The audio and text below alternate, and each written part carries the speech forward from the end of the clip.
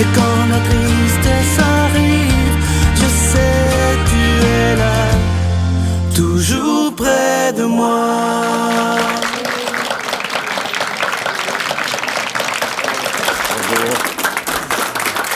Bonjour, bienvenue à votre émission de la Victoire d'amour. Merci de nous accueillir. On est toujours aux résidences Soleil de Sainte-Julie. Comme vous le voyez aujourd'hui, Sœur Angèle n'est pas là. Elle est par Mont et par Vaux, mais elle sera là la semaine prochaine. Bonjour aux gens à la maison. J'espère que vous allez bien, qu'on se prépare à vivre une belle journée en ce 18 mai. Aujourd'hui, je reçois deux femmes qui ont un parcours différent et pareil en même temps. Il s'agit de Linda et de Suzanne. Linda a été adoptée et Suzanne a donné son enfant en adoption. Alors, vous allez voir le lien qui les unit. Et parfois, il y a de grandes émotions, de la souffrance, mais surtout beaucoup d'amour. On aura aussi en chanson Miguel Padilla. L'homélie sera faite par quelqu'un qu'on aime tellement, l'abbé Robert Jolicoeur. Et M. Eddie Savoie sera avec nous. Je vous souhaite une belle émission. Bonjour à vous deux. Bonjour. Bonjour Linda. Bonjour. Bonjour Suzanne. Bonjour. Merci d'être là. Je vais commencer avec vous, Suzanne. Oui. J'aimerais qu'on recule dans le temps. Comment s'est passée votre enfance? Parce que j'essaie de comprendre qu'est-ce qui nous pousse à laisser notre enfant en adoption. D'abord, merci de dire un mot aussi doux que de laisser. Et j'aime encore mieux confier parce qu'à quelque part, donner, c'est difficile. Hein? C'est un mot qui est dur. On ne donne pas vraiment, on confie. Oui, mon enfance, je crois que je ne suis pas unique aussi. Je pense que les gens de mon âge, on a tous une enfance assez tumultueuse. J'ai d'une famille pauvre à tous les niveaux, où mon père, il y avait de la violence, il y avait de l'alcoolisme. J'étais beaucoup rejetée par rapport à ma famille. Donc, je sentais pas beaucoup d'amour au niveau de mon enfance. Et à partir de l'âge de 12 ans, d'ailleurs, on me confiait à une cousine parce que j'étais trop dérangeante dans la famille. Alors, ça fait que j'ai toujours été en manque d'amour dans ma famille à moi. Alors, c'est un peu ce manque d'amour-là. Et la situation a fait qu'à 18 ans, après une colère avec mon père, ils m'ont envoyée à Vancouver. Ah oui. Et chez un oncle que je connaissais à peine. Et puis, à ce moment-là, je cherchais l'amour. Et puis, ma mère est venue me retrouver quelques années par après. Et j'ai rencontré un jeune homme qui, malheureusement, n'avait pas le même but que moi. Et je suis tombée enceinte avec ce jeune homme-là. Lui voulait que je sois avortée. Moi, je voulais pas du tout. D'ailleurs, j'étais allée voir un prêtre qui m'avait conseillé. Puis, comme je venais de la religion catholique, c'était une décision difficile pour moi à prendre parce que pour moi, c'était pas tout à fait dans le sens de ma religion. Et ça fait que lorsque j'ai décidé de ne pas aller dans l'avortement, bien, ma mère m'a envoyée à Chicoutimi chez de la famille que je connaissais pas. Alors, c'est un peu le parcours, tu sais, lorsque j'avais des problèmes, bien, au lieu de vivre avec la famille puis qu'on essaye de trouver une solution ensemble, bien, c'était de m'envoyer toujours vers d'autres, vers des étrangers. Alors, il fallait que je me fasse une carapace. Parce que vous étiez enceinte sans être mariée? Bien, comme si j'étais une honte, moi. Tu sais, dans le fond, c'était un peu ça. Hein? C'était toute la partie, tout ce que je représentais pour la famille était contre ce qu'eux, ils voulaient. Alors, ils m'envoyaient chez les autres pour faire que... Et quand l'enfant est arrivé, comment on se sent dans le cœur d'une maman, vous êtes quand même une maman, là, oui, d'être obligée de confier son enfant? Ça doit être... Pour moi, je pense que c'est difficile pour certaines personnes, c'est différent, mais pour moi, il a fallu que je me coupe à mes émotions. Pour être capable de faire ce geste-là, il a fallu que je me détache de la connexion que j'avais avec l'enfant. Alors, c'est un petit peu comme un automate qui a un enfant qui grandit en elle, mais qui ne se connecte pas à l'émotion de la mère. Parce que si j'avais connecté à cette émotion-là de la mère, j'aurais pas été capable de faire le geste. Parce que ma mère voulait, une fois que moi j'accouchais, elle voulait que je retourne à Vancouver, puis elle voulait s'occuper de mon enfant. Mais comme on n'avait pas été capable de s'occuper de moi, je voulais pas léguer cette... Faire vivre ça à votre enfant. C'est ça, exactement. Alors, je voulais qu'elle ait une meilleure chance que moi. Je voulais qu'elle ait des parents qui s'occupent d'elle. Je voulais qu'elle ait une chance dans la vie, qu'elle ait de la possibilité, qu'elle ait de l'amour, qu'elle soleil, les moyens que moi, j'avais pas pu avoir. Alors, par amour, j'ai choisi de lui donner un autre choix. Parce qu'à ce moment-là, moi, mentalement, j'étais pas la personne que je suis là. J'étais pas en mesure de m'occuper d'elle. Je voulais surtout pas lui léguer la colère que j'avais en moi. Je voulais pas lui léguer les blessures que je portais. Je voulais pas lui léguer toute la peine que j'avais. Beaucoup d'amour, hein? Oui. Surtout pour une jeune fille de 18 ans. J'arrive à vous, Linda. Vous, c'est une autre histoire. Vous, vous avez été choisie. Et c'est beau, racontez-moi comment ça s'est passé, parce que c'est très touchant, ça, l'histoire de vos deux parents. C'est ça. Moi, je suis née à Miséricorde, à Montréal, mais ensuite, on m'a expédiée dans la région du Bas-du-Fleuve. Et mes parents adoptifs n'étaient pas en mesure d'avoir d'enfants par eux autres mêmes, et c'est quelqu'un qui les a suggéré d'aller à l'orphelinat en haut de l'hôpital à Rimouski. Alors, ma mère était allée avec une amie à ce moment-là, et elle avait fait le tour, puis elle m'avait choisi. Ensuite, mon père, il travaillait comme policier. Il ne pouvait pas y aller en même temps que ma mère. Et à l'époque, il n'y avait pas de téléphone cellulaire. Ils ne pouvaient pas se communiquer ensemble. Mon père est allé par la suite et il m'a choisi aussi. Et là, la religieuse, sans que ce soit parlé, et la religieuse a dit, bien, Monsieur Pelletier, vous avez choisi la même que votre femme. Alors, j'ai eu le plaisir d'être doublement choisie par les deux. Et vous, vous avez vécu une belle enfance avec cette famille-là? Oui, oui. Moi, j'ai été privilégiée. J'ai des parents fantastiques qui m'ont aimée. Ils m'ont jamais fait sentir comme si j'étais pas leur fille. J'étais vraiment leur fille. J'ai toujours su, par contre, que j'étais adoptée. C'était comme normal pour moi. Et vous, ce qui est particulier dans votre histoire, c'est que du côté de vos parents biologiques, vous étiez, pour la famille, vous n'existiez pas, là. C'était un secret. Un vrai, comme on voit parfois les secrets de famille. Oui, c'était un vrai secret de famille, c'est ça. Moi, ce qui est arrivé, c'est que je suis arrivée juste un petit peu trop tôt dans la vie de mes parents biologiques. Qui étaient très, très, très croyants. Ils sont très croyants, ils sont encore vivants. Ils sont, oui, et étaient très croyants. Et moi, je suis née en septembre 59. Eux autres se sont mariés en décembre 59. Ah. Alors, j'étais juste comme... époque, hein? Exactement. Et à ce moment-là, on retourne en 59. Bien, c'était pas la même... L'aide n'était pas là pour les filles mères.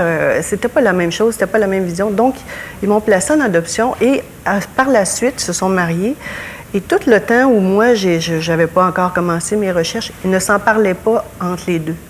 C'était quelque chose de trop douloureux à aller mentionner. Donc, la famille, personne n'était au courant. Ils ne s'en parlaient pas entre eux aussi. Et comment s'est fait les retrouvailles pour vous? Je vais arriver à vous, Suzanne. Oui, moi, bien, c'est ça, vers l'âge de 39 ans, j'arrivais à la quarantaine, j'avais 2 enfants, puis je me posais beaucoup de questions. Je m'étais déjà posé des questions à l'âge de 18 ans parce qu'on a l'identité, la révolte, on veut savoir qui on est, à qui on ressemble, puis les raisons pourquoi j'avais été placée en adoption, tout ça. Et puis par la suite, bien, je suis bien contente de ne pas l'avoir fait à ce moment-là parce que je pense que quand on est trop jeune, on ne réagit pas de la même façon. On n'est pas assez solide dans la vie pour prendre ça parce que même si c'est les parents génétiques, c'est quand même des étrangers. Et des fois, ça ne clique pas. Des fois, c'est comme on est à l'antipode. Il y a toutes sortes de retrouvailles qui se font. Donc, à 39 ans, j'ai décidé de faire des recherches d'abord au niveau génétique pour savoir qu'est-ce que j'allais léguer à mes enfants comme bagage génétique. Et j'ai eu le plaisir de retrouver, moi, je cherchais une mère, mais j'ai retrouvé aussi un père et 3 frères, une sœur. Dans ma famille adoptive, je suis un enfant unique. OK. Alors, ça a été tout la rencontre s'est bien faite? La rencontre s'est bien faite. Moi, j'ai été suivie avec la travailleuse sociale du Centre jeunesse de Rimouski, Marie Ouellette, et qui a fait un travail... Et qui est important aussi dans la préparation des retrouvailles pour que ça fonctionne bien.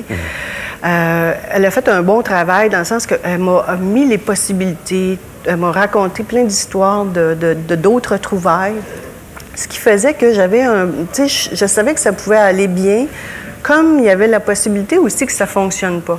Et en ayant ces 2 possibilités-là, ben, on se dit, bien, écoute, on va y aller, puis on verra qu'est-ce que ça donne, mais en même temps, en mettant les attentes claires. C'est bien entendu que si, mettons, la mère décide, bon, ben c'est bon, on va se retrouver, puis on va aller magasiner ensemble tous les samedis, mais que moi, j'aurais pas voulu ça, il y a des attentes qui sont pas pareilles, là. Alors, oui, ça s'est très bien passé. Et maintenant, vous êtes vraiment... Ça fait 15 ans maintenant et on se voit régulièrement, on s'appelle. il y a un bel échange, il y a un lien qui s'est créé. Et aussi, mes parents adoptifs et mes parents biologiques se visitent. Ah oui. Alors, c'est devenu comme une grande famille reconstituée. Et c'est pour ça que j'amenais ça à dire que ça prend beaucoup d'amour pour introduire tout ça, là, pour que chacun ait sa place. Chacun a gardé sa place. Et est-ce qu'une question qui m'intrigue, est-ce que vos parents biologiques se sont sentis coupables de vous avoir abandonné?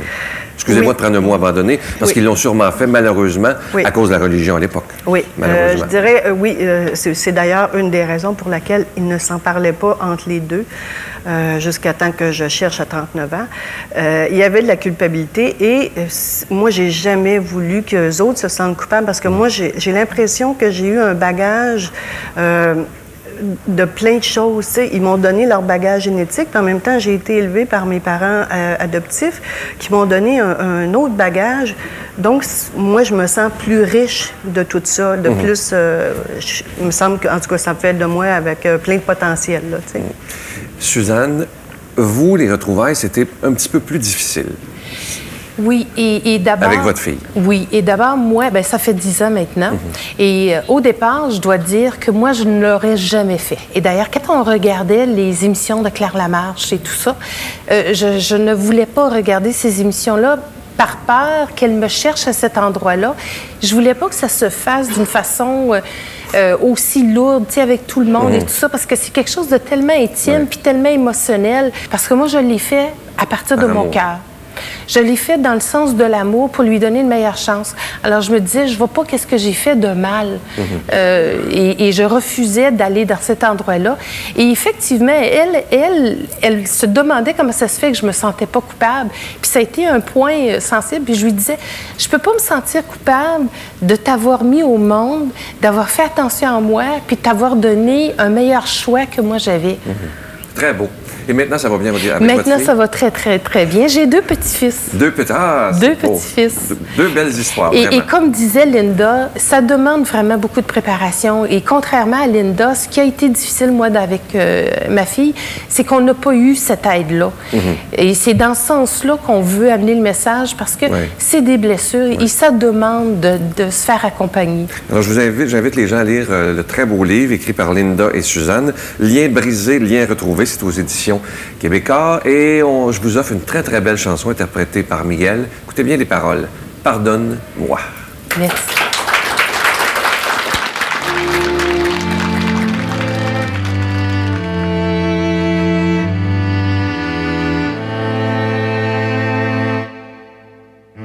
Seigneur, je t'en prie, écoute-moi. Je suis tombé encore une fois dans le filet de mes erreurs. La solitude est ma demeure. La vie parfois n'est pas facile. Jour après jour, je me détruis. Tu es mon seul espoir de rédemption. Pardonne-moi, Seigneur. Pardonne-moi. Je voudrais rentrer à la maison. Ouvre-moi la porte de ton cœur. Pardonne-moi, pardonne-moi. Je ne peux pas continuer sans toi. Aide-moi à porter ma croix. Pardonne-moi pour chaque fois où j'ai menti, pour t'avoir laissé dans l'oubli. Il m'a fallu souffrir pour bien comprendre qu'il n'est jamais trop tard pour apprendre. Pardonne-moi, je voudrais rentrer à la maison. Ouvre-moi la porte de ton cœur. Pardonne-moi, pardonne-moi. peux pas continuer sans toi. Aide-moi à porter ma croix, pardonne-moi.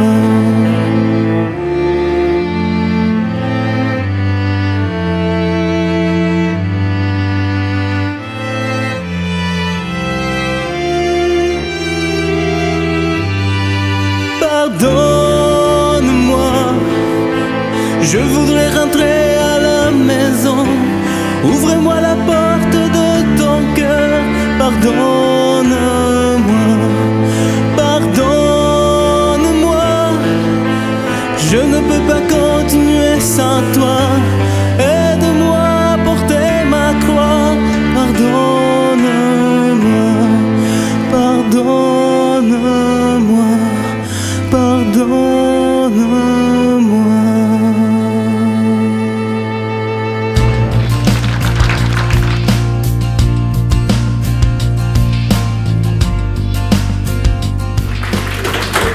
Bonjour, M. Savoie. Bonjour, M. Sylvain. La semaine dernière, c'était la fête des mères. Et je sais que vous aviez un amour incroyable pour votre mère qui est décédée. J'aimerais que vous me parliez d'elle. Comment vous l'avez vue, ce moment-là? Ah bien, pour moi, ma mère, c'était quelqu'un de très, très important. Je peux vous dire une chose. Même côté que mon père aussi, parce que moi, mon père, c'est plutôt comme mon frère que mon père. Ah oui? Mais ma mère, c'était quelqu'un quand même qui s'occupait de beaucoup de choses. C'était quelqu'un qui était tellement intentionné sur chacun des choses parce qu'elle ne pensait pas à aujourd'hui tout de suite. Elle pensait quand même à tout ce qui pouvait nous arriver. Puis malheureusement, c'est que comme on était né dans un tout petit village, c'était pas évident d'évoluer ou d'arriver à quelque chose. Mais la preuve, à peu près que dans tous les gens qui demeuraient dans le bout, je suis venu au monde à 15-16 ans, il fallait qu'ils s'en aillent parce qu'il n'y avait pas de travail pour ces gens-là. Mais ma mère avait toujours à cœur le bien-être des autres pour protéger. Puis ça se soit vis-à-vis de mon père, c'était la même chose. Puis quand mon père s'est revenu à Montréal demeurer avec moi, ma mère, mon père était malade, il avait besoin de soins. Ah oui. D'ailleurs, si je suis dans les résidences Soleil, c'est un peu grâce à mes parents, parce que j'étais dans l'industrie, j'étais dans la construction. J'étais bien, j'avais quand même une belle organisation. Puis à un moment donné, je cherchais un endroit pour aller installer mes parents. J'en trouvais de très bels endroits, mais il n'y avait pas de réceptionniste avec ta il n'y avait pas de petite clinique, il n'y avait pas de piscine, il n'y avait pas de sauna, il n'y avait pas de garage. Fait que c'est un peu pour ça que je suis arrivé dans ça. Puis, pour vos parents? Pour mes parents. Puis, ce qui était quand même très positif, quand ma mère puis mon père sont arrivés de rester avec moi, puis quand j'arrivais, dans ce temps-là, je construisais des séries de blocs appartements, puis j'étais dans l'industrie.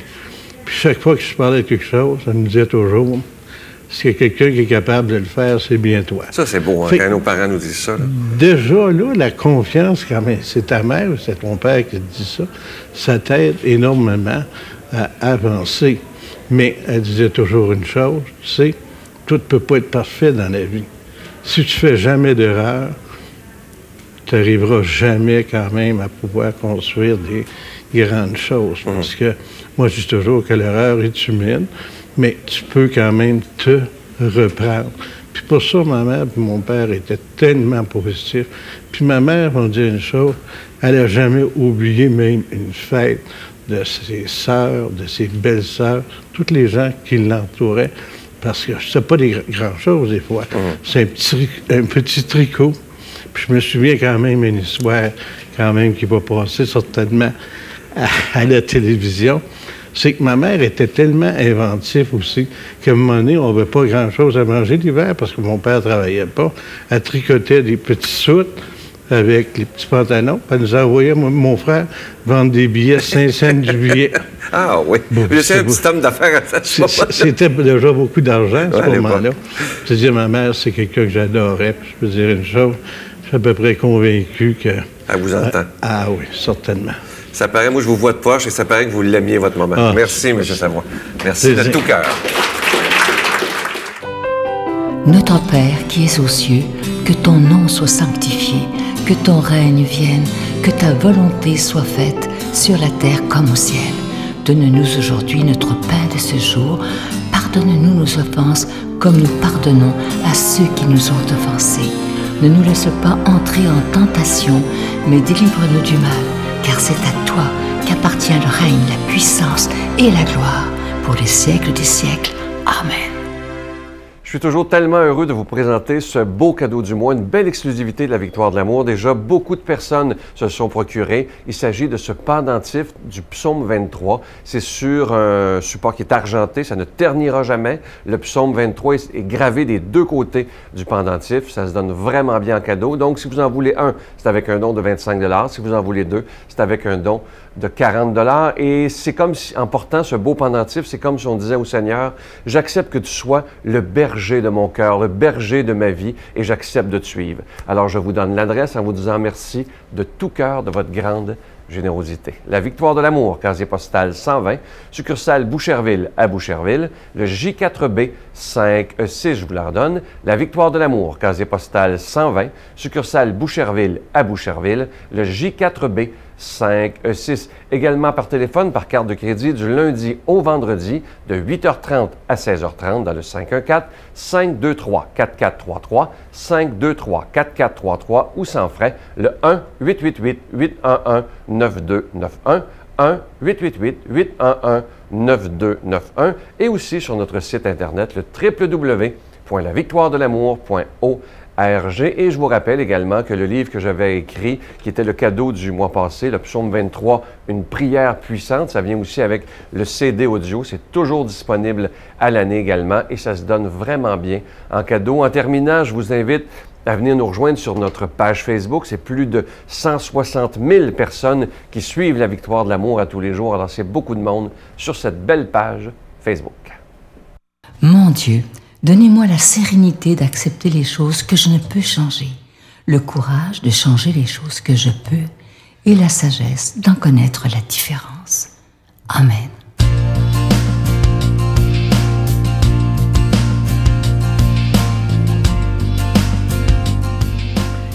Pendant le temps pascal, fleurissent les petites fleurs de la résurrection. Retrouvons ce matin Jésus ressuscité, en train d'inviter Thomas à faire fleurir les petites fleurs de la vérité. Bonne nouvelle de Jésus-Christ selon Saint Jean. À l'heure où Jésus passait de ce monde à son Père, il disait à ses disciples, « Ne soyez donc pas bouleversés. Vous croyez en Dieu, croyez aussi en moi. Dans la maison de mon Père, beaucoup peuvent trouver leur demeure. Sinon, est-ce que je vous aurais dit, je pars vous préparer une place.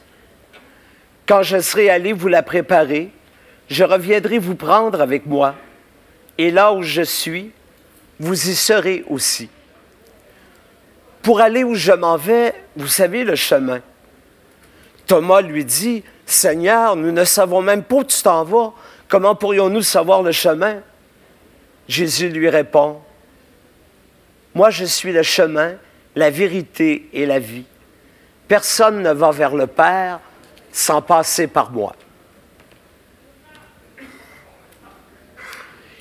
Il y a quelques lunes, j'étais à Saint-Victor-de-Beauce en train de prêcher une retraite. Et le dernier soir, dans le petit Jubé, il y avait plein de jeunes de 20 ans qui étaient venus participer. À la fin de la retraite, il y en a un qui descend, je me souviens, il s'appelait Marc-Antoine. Il me dit, « Curé Jolicoeur, est-ce que vous connaissez Socrate? »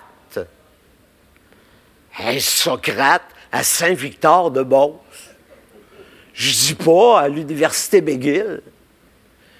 Je lui ai dit, « Mais pourquoi tu me demandes ça? » Il dit, « Ouais, j'aimerais ça plus tard, quand je vais être grand, faire comme Socrate. » Lui ouvrait au monde des chemins de vérité et de vie. Je l'ai regardé, puis je lui ai dit, « Est-ce que tu connais Jésus de Nazareth? » Il dit, « Si je suis venu ici, c'est parce que je me cherche un coach qui pourrait m'aider à le connaître. » Puis j'ai vite compris qu'il m'avait choisi. On est allé veiller toute la nuit dans un petit bar de Saint-Victor. Je pense qu'il y en a juste un. Puis à la fin de la nuit, je lui ai dit ce que je viens de vous lire. Marc-Antoine, Jésus, c'est un beau chemin de vérité et de vie. Eh bien, aujourd'hui, dans l'Évangile, Jésus dit à Thomas, « Fais fleurir la vérité dans ton jardin secret, puis tu vas être heureux. » Parce que toi qui m'écoutes, là, comme moi qui te parle, on a chacun notre jardin secret. Puis Jésus, il vient faire un tour dans ce jardin-là pour qu'on soit des êtres authentiques, vrais, transparents. Je me souviens toujours de ce grand garçon de l'université qui arrive à la maison le soir et qui dit à son père, « Papa, j'ai été renvoyé de l'université parce que j'ai été pogné à tricher. » Son père, il lui dit, « Tricher? Mais où est-ce que tu as appris ça, mon garçon? Tu n'as pas appris ça à la maison? » Ben, tu sais, papa, c'est toi qui m'as appris à tricher. Et te souviens-tu, quand j'avais 9 ans, tu m'avais emmené au ciné-parc, puis c'était marqué gratis pour les enfants de 8 ans et moins. Puis tu t'es dit au monsieur que j'avais 8 ans, même si j'en avais 9, pour ne pas payer. C'est toi qui m'as appris à tricher. Puis il dit ensuite, je suis devenu un adolescent, tu avais une compagnie de fruits et légumes, puis je travaillais pour toi. Puis quand t'arrivais le mois de juin, c'était le temps des fraises. Tu me disais, tu mets les fraises pas belles dans le fond, puis tu mets les belles sur le dessus. Le monde, il s'en apercevra pas. Et tu sais, papa, c'est toi qui m'as montré à tricher. Puis il dit, toute ta vie, tu as travaillé au noir. Toute ta vie, tu n'as jamais voulu payer d'impôts. Tu as oublié qu'un jour, toi aussi, tu seras vieux. Puis que tu aimerais peut-être ça avoir une pension de vieillesse, puis des soins de santé gratis. Puis que tu aimerais peut-être qu'il y a des jeunes qui travaillent, puis qui payent de l'impôt pour que tu sois capable de finir ta vie dans la dignité. C'est toi, papa, qui m'as appris à tricher. Les petites fleurs de la vérité. Faire fleurir les petites fleurs de la vérité, un battement de cœur à la fois. Et n'oubliez jamais les parents qui m'écoutaient. Vos enfants sont comme des éponges. À longueur de journée, ils boivent les valeurs que vous leur transmettez. Si les enfants vous voient ouvrir les mains pour partager, ils apprennent à partager. S'ils vous voient vous pardonner, ils apprennent aussi à vous pardonner vos pauvretés. Et moi, je me sers de mes mains pour vous bénir. Au nom du Père et du Fils et du Saint-Esprit. Amen. Je vous salue Marie, pleine de grâce. Le Seigneur est avec vous. Vous êtes bénie entre toutes les femmes, et Jésus, le fruit de vos entrailles, est béni. Sainte Marie, Mère de Dieu, priez pour nous pauvres pécheurs, maintenant et à l'heure de notre mort. Amen.